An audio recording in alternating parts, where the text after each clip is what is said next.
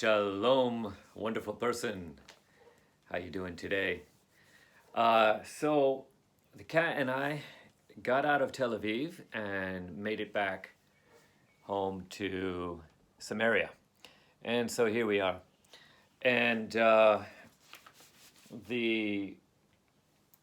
missiles are done for the moment. There was a ceasefire that went into effect just before Shabbat. And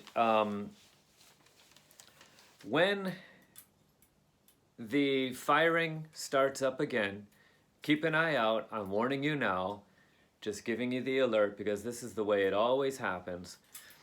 It will start with Gaza, firing rockets at Israeli cities in the south, such as Sderot, Ashkelon, Ashdod. Israel, as usual, will show restraint and wait it out for a few days and basically do nothing. And the news will basically not really report much of it at all.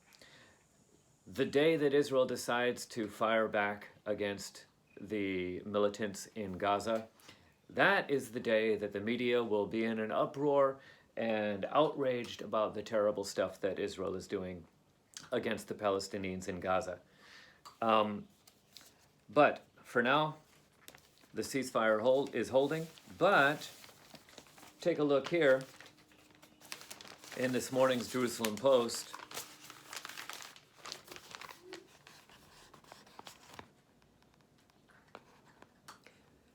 No ceasefire in Jerusalem.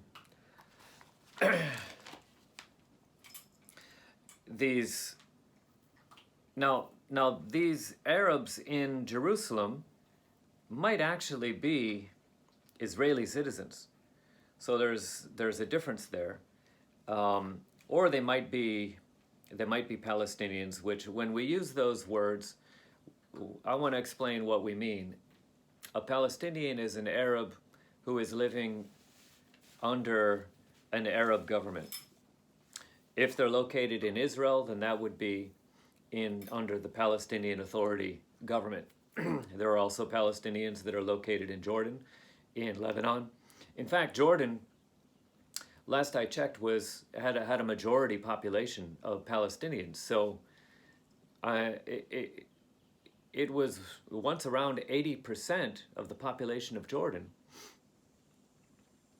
was Palestinian. Now, that needs to be updated. It's changed a little bit because of the influx of Syrians, because of the war in Syria. There's been a lot of Syrians that have come in to Jordan. Lebanon, there's Palestinians living there as well, and some of them have also fired rockets at Israel during the latest war. But that wasn't, as far as we can tell, that wasn't that wasn't Hezbollah, the Iranian proxy, getting involved in the war. That was just a few Palestinian, militants in the villages there in southern Lebanon, basically getting involved on their own without command from Hezbollah. So it remains to be seen. I don't know much news yet about this, but this 17-year-old terrorist basically ran up and stabbed an Israeli soldier in the back. Real courage there, just running up on the street. And it's not only soldiers. They're stabbing people in the back all over the place, even civilians in Jerusalem or in other hot cities. This is what it looks like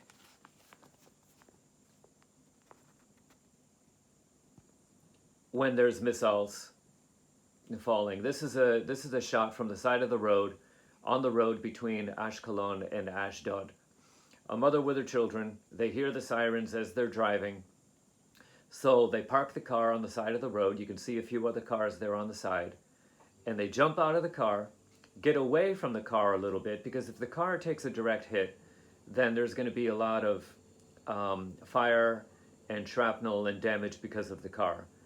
So that's why they get out of the car and just huddle together on the side of the road it's actually, it seems a bit ridiculous. You would think, oh no, I'm going to hide in my car. Well, you know, people try to say that these rockets coming from Gaza are no big deal. They're really low tech.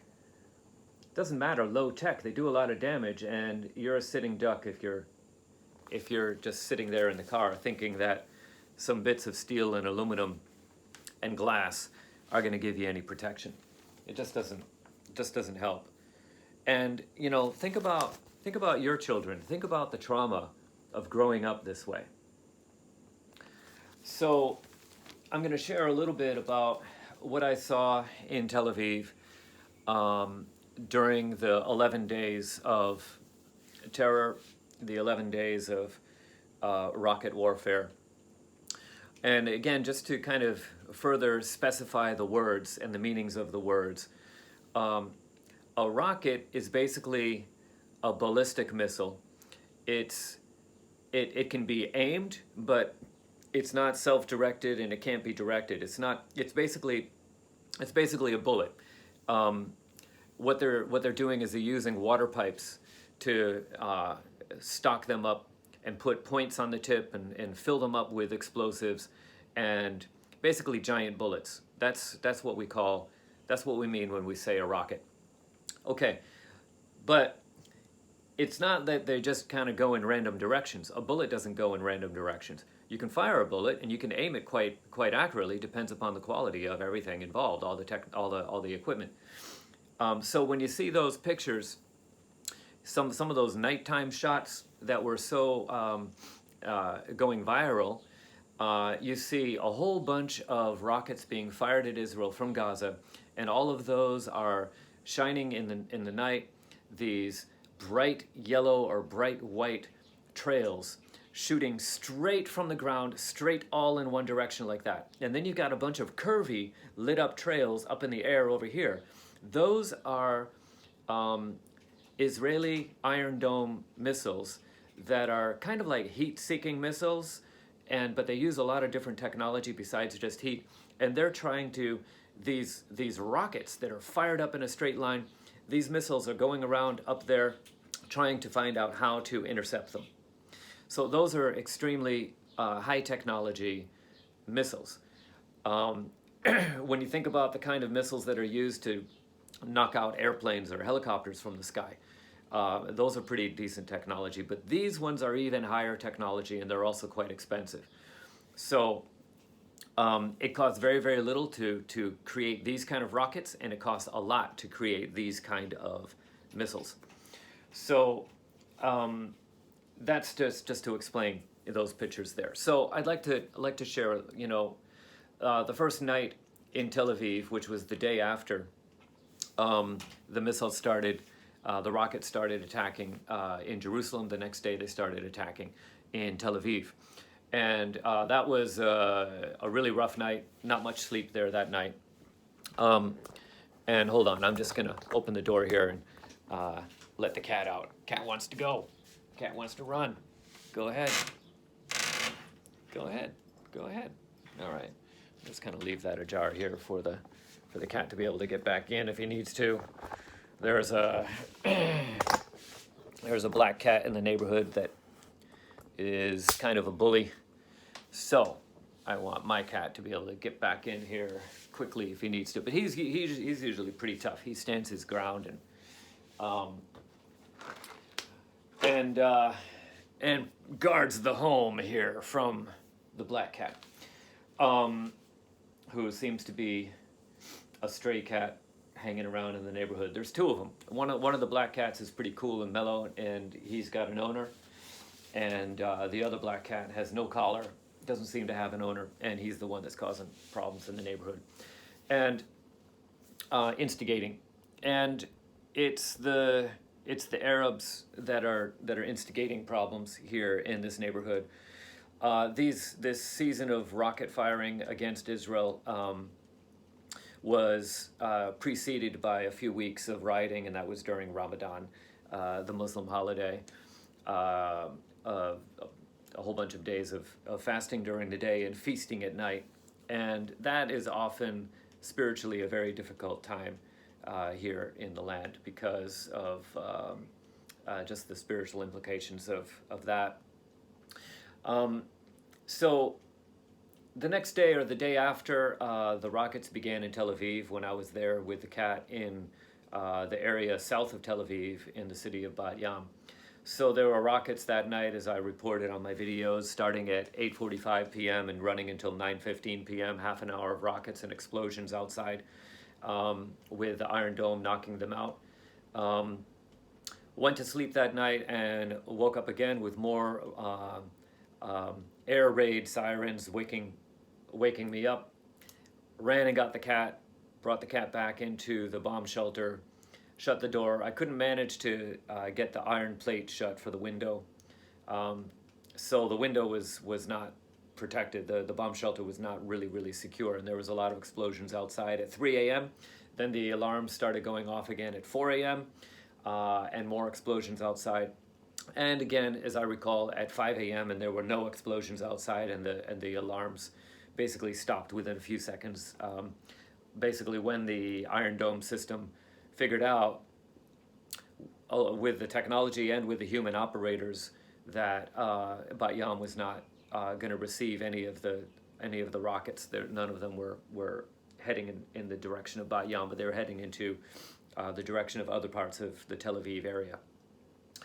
Then I was out for a walk the next day or the day after, and sirens. I'm walking near the beach, and sirens and explosions start happening overhead. Iron Dome is knocking out missiles overhead.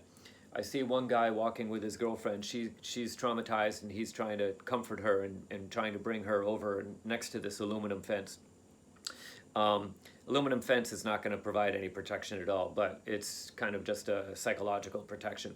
This other guy with his girlfriend, they were kind of laughing it off over by a park bench, and saying, get away from the fence. It's not going to do any good. Just go home. But they were laughing. They were not traumatized by it. But they were encouraging all of us to basically do the right thing and just get out of the area. Just head home. In reality, if pieces of rocket are falling down from the sky because of the explosions, or if a rocket actually if a rocket actually makes it through the Iron Dome system and actually hits the ground near us, there wasn't enough time to get to any cover. And I counted 6 explosions overhead. So that's great in a sense. 6 Iron Dome missiles knocked out 6 rockets from Gaza. But when those get taken out up in the air, the pieces got to fall down somewhere, and that can still cause a lot of damage, and it can cause a lot of trauma. And so it depends. Everybody's experience is a little bit different. It depends on what's happened before in their life. If they've been on the side of the road, and remember in 2014, I saw a girl that was shooting a video on the side of the road saying that, there was an alert and there was rockets, and she was over on the side of the road in a ditch hiding out, and a piece of rocket from Gaza fell down on the ground just a few yards from her, just a few meters from her. And it was quite a shock, and it really shocked her. You could see the vibration of the camera and the vibration of the land and the sound of it. It really it disturbed her. She wasn't happy to be shooting a video anymore at that moment. She was really shocked. So people have had those kind of experiences, and so then when it starts up again with another season of rockets, it can bring out those memories all over again. A few days later on Shabbat, after I did 2 Bible studies in the morning, I took a walk around 1 o'clock, 1:30 in the afternoon on Shabbat, heading towards the beach to take a walk, and the sirens started going. After a couple of days of silence, the sirens started sounding again, and at first I laid down on the ground, and a guy ran by me and said that, this isn't it's better to make a run for it. Better to run back to a building and get into a bomb shelter. So I jumped up off the ground and started running, and you saw that video where I was running down the road, heading back towards the building. Just before I got back to the building, the siren stopped, and I paused and pointed my camera at the sky and counted 23 white puffy explosion points up in the sky that showed where the Gaza rockets had been blown up by the Iron Dome missiles right over my head. So 23 were exploded in that moment over the Tel Aviv, greater Tel Aviv area. That might be the time around 1:30 when one of those rockets from Gaza got through the Iron Dome system and crashed into the neighborhood in Ramat Gan, which is on the north side, to the northern direction from Tel Aviv. And an Israeli Jewish man was killed on the street there when the rocket hit the ground. And the rocket also, as I showed in the video, in the photos, it blasted out all the front-facing windows of several buildings right there. So anybody located inside those apartments, if they hadn't gotten back into the stairwell or downstairs into the bomb shelter, I doubt that those apartments, judging from the age of the building, I doubt that any of those apartments had any bomb shelters in the apartment. So if anybody was still in the apartment when the glass blew in, that's a dangerous situation. So we mourn the loss of the loss of his life, and we pray for his family and for his loved ones. And we proclaim that they'll have healing in their hearts and their minds and their souls, and we continue for that. There were others that were tragically lost as well. And in another video, I'm going to go into a little bit of details also about the rioting that also took place. But that's enough for this video. I see that it's kind of gone a little bit over time. Just wanted to give you another unedited, unscripted video here, just basically sharing about what's been happening lately. Here in Samaria, we're just going to continue going forward with life. And this kind of thing is the way that we have to do it normally here in Israel. Whether there's rockets or not, just try to keep going as best as possible, just as if everything's normal. Because these days, the crisis situation and the war situation never really stops. It is normal. So thanks for continuing to lift us up in prayer over here. And I ask that you would continue and that you would pray for us and seek to ask God to show you ways that you can help and ways that you can pray. Thanks so much, and look forward to seeing you in the next one. Bye for now.